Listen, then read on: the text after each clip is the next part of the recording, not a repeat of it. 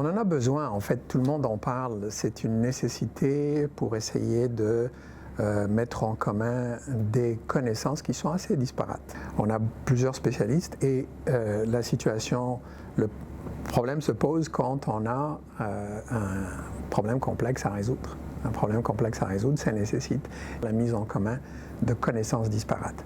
Et ça, l'interdisciplinarité, c'est une manière justement de construire des ponts entre disciplines.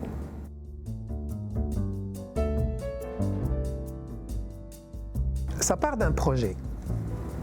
Il ne peut pas y avoir interdisciplinarité s'il n'y a pas un projet qui rassemble au moins deux expertises différentes. C'est comme une mise en situation d'une problématique souvent complexe qui va demander la mise en commun de connaissances différentes. À partir de là, il y a nécessairement une mise en œuvre de deux principes. On va appeler un premier principe celui de collaboration, qui dit des connaissances multiples, qui dit des disciplines multiples, dit nécessairement, à quelque part, un besoin de coordonner le travail de plusieurs disciplines, de plusieurs spécialités. Donc la partie collaboration, un principe de collaboration doit toujours être présent.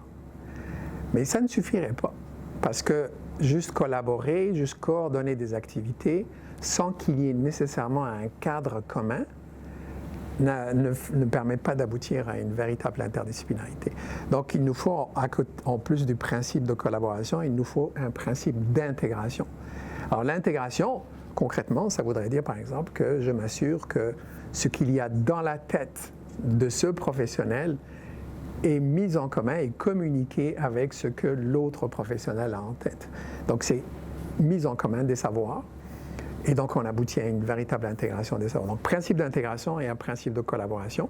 Un projet qui rassemble deux expertises au moins, principe d'intégration, principe de collaboration, pour, on l'espère, aboutir à un savoir qu'on va qualifier d'intégré.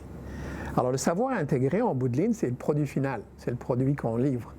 Ça peut prendre la forme d'un outil, ça peut prendre la forme d'un plan de soins intégré, dans lequel, par exemple, le médecin a mis son bout, l'infirmière a mis son bout, le physiothérapeute est venu, et on finit par développer un plan de soins qui tient compte de ce que ces disciplines demandent pour soigner le patient.